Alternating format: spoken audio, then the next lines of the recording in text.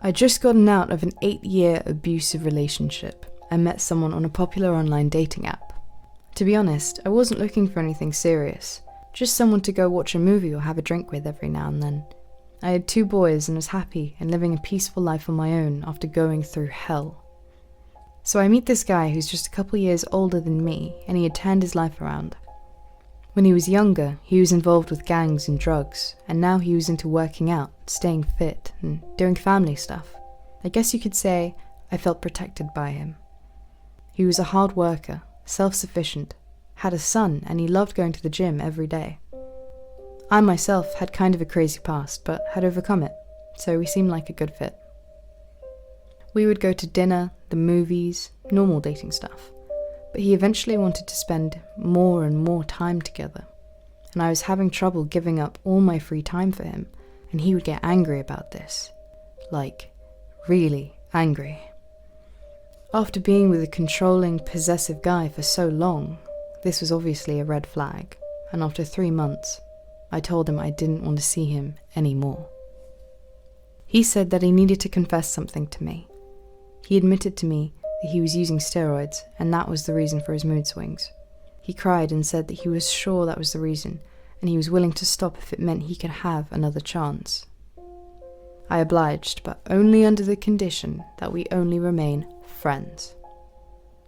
And things were okay for a while. We saw each other maybe every other week, and he started wanting to see me every week, to which I told him that I was not interested in being anything other than friends at the moment, since I wasn't ready for a relationship. He tried to talk me into giving him another chance, but I just didn't find myself interested in him romantically anymore, so I insisted that we just be friends. I stopped talking to him because I got mad at his insistence that we still talk every day, since he said that's what friends do. He would always ask me about my whereabouts and for pictures of who I was hanging out with, and I told him that this is not what friends do. And he insisted that he only innocently wanted to see what I was up to. Anyway, fast forward 6 months, and I had avoided speaking with him that whole time. I was happy and living my life, until one night. My youngest son was at his dad's, so I decided to go out to a local bar with friends. My oldest son, who was 13 at the time, was home alone, so I left a little bit early to make sure I was home around 10 p.m. When I got home, I got into bed and drifted off to sleep. It was a habit of mine to leave the sliding glass door to my patio open and leave the screen closed, to get a good breeze in at night. We lived in a lovely, safe community, so this was no worry of mine. In retrospect, how could I be so stupid? I was dead asleep, and I suddenly feel the corner of the bed go down as someone slowly sits on my bed. I'm laying in bed wondering why my son would come sit on my bed so slowly. But he wouldn't. I turn around, and it's not my son, it's him. 6 months of no contact, and now this guy was in my bedroom. As I look at him, he looks so calm, and he's now laying down in bed next to me. I sit up and ask him how the hell he got in. He's not answering.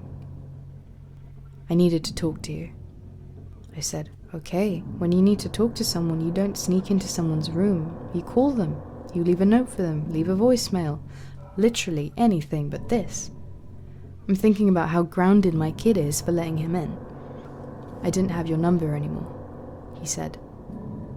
I needed to talk to you before it's too late. I didn't even entertain the "before it's too late" bit, because by now I was livid. But something told me to keep my cool. I sit up and say, look, I really want to talk to you too, but not like this. Please, just leave, and I promise we will talk tomorrow. Call me tomorrow. He gets up and walks over to my side of the bed and starts rubbing my shoulders while looking at me, without saying anything. He slowly makes his way to my neck. Do you really want to talk? I look him in the eyes and say, yes, I've been wanting to talk to you, but not like this. Please, call me tomorrow. He stares at me, standing still, hands still on my neck. He then rests his hands on my shoulders before letting go of me. Okay, he says. He then turns around and walks as silently and calmly as I assume he came up. He proceeds to exit through my patio door and jumps my patio wall, which shows me just how he got in. At this point, I freak the hell out, check on my kid, but he had no idea what was going on. I lock all my doors and I don't sleep for the rest of the night. The next day I text him and I tell him that if I ever see him near me or my apartment complex, I will call the police, and I never want to hear from him again. If you're wondering why I didn't call the cops to begin with, I knew he had a gun, so A, I was scared of being retaliated against for being a snitch, and B, I figured if I called the cops, they probably wouldn't do much, or just let him out, and I was afraid of what he could do after the fact. Either way, he left me alone, and I didn't hear from him for years. 4 years later, I'm going through Facebook, and I see his face in the People You May Know section. And you know exactly what I did. I clicked on the guy's picture, and looked at his page. I noticed that his picture looked like a jail picture. His most recent post is him posting his address for his family members to write to, a prison address. So I googled his name, and sure enough, articles after articles, all with the same headline: Man arrested on suspicion of killing girlfriend. About 2 years after him and I dated, he shot and killed the girl he was dating. That could have been me. My blood runs cold thinking of how I could have done something, anything to stop him. Even scarier is the thought that he only got 8 years for her murder. 4 more years, and that day will come. Until then, I'm terrified.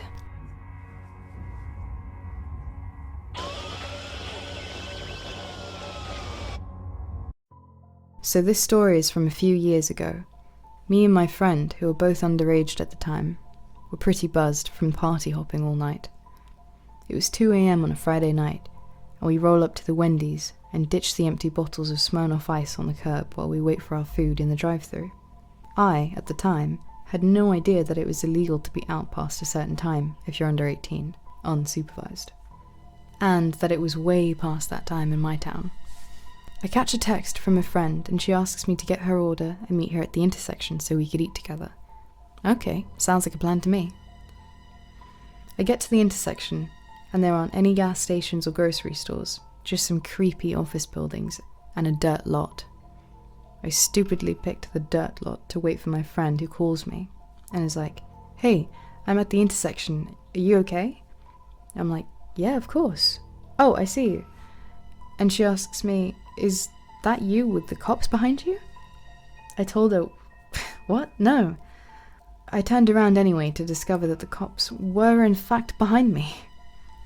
Luckily our car smelled like food and not the booze and cigarettes from earlier. But this cop knew I was under the influence. Plus, he had seen the large open bottle of rum that I had tried desperately to hide under the trash in my car before he knocked on my window. Yeah, he's not stupid. And it's Arizona. No one gets away with DUI in Tent City Central. The cop asks me and my friend for our parents' phone numbers. My friend gets a verbal lashing from the cop about being underage past curfew, and her mum gets a call explaining the citation and was asked to come pick her up. I, however, didn't have voicemail set up on my new Nokia Fat phone and refused to give my parents' house number, back when house phones were still everywhere. I told them they simply didn't have one, only cell numbers which they put to silent after a certain time. I wanted to get this cop off my back, so I continued to tell him something about how they're probably out with friends themselves, and the cop says, "Okay," and begins to explain the ticket to me. I'm pretty sure I've gotten away with this, but he says he's going to follow me home. I made sure to go the speed limit and not make any errors, but I was so scared. We close in on the house and I park my car out front. My parents' cars are in the closed garage and the lights are off in the dark house. I was so relieved because the house looked like it was empty. It looked like no one's home, and my story still made sense. The cop proceeded to park his car and says, "Hey, you could have broken the rules a little when getting home. I wasn't going to pull you over twice now," all while following me to the front door. I was a little weirded out, but just wanted to get inside at this point. I unlock the door and nervously say thank you, hoping he would leave now. But instead of ringing the doorbell or doing their famous police officer knock to ask permission for him to come in, he follows me into my house and locks the door behind us. He's talking to me calmly, making small talk while checking out my living room. I'm starting to freeze up because I'm suddenly sensing a very different energy from him. He asks me where my bedroom is, and my heart drops. He tells me to take him to it, and I turn and start walking. I look straight ahead while walking down the hall. Instead of taking the left to my room, I turn right, straight to my parents' room. I open the door loudly and switch the light on, and I've never been so happy to annoy my parents, as they looked at me through confused eyes. They looked at me, sleepy, which quickly turned to shock, seeing an armed, grown man behind their young daughter. The cop, still standing behind me, lets out a deep sigh and bends down slightly. 5 words spoken under his breath. "You lied to me, sweetheart." In the next breath, he instantly goes into police mode, telling my parents that he found me at an illegal time and that I need to pay a fine and attend a class. My dad asked him why he was in our house. I told him that I didn't understand that either. He never read me any rights, he just followed me home. On his way out, he looked around and mentioned nonchalantly, "That's a nice house phone you got there. Looks new and shiny." That was the last thing he tells me before letting me go, and I never saw that cop again. I can't help but think back to the night, and what would have happened if my parents weren't home, and how many other people he could have done this to and not have gotten caught. Hey guys, I hope you enjoyed those stories. If you like the channel, it's a new channel, but I will be posting every day, so do subscribe if you like these kinds of stories. And yeah, keep on doing what you're doing. I'm new to this. Bye.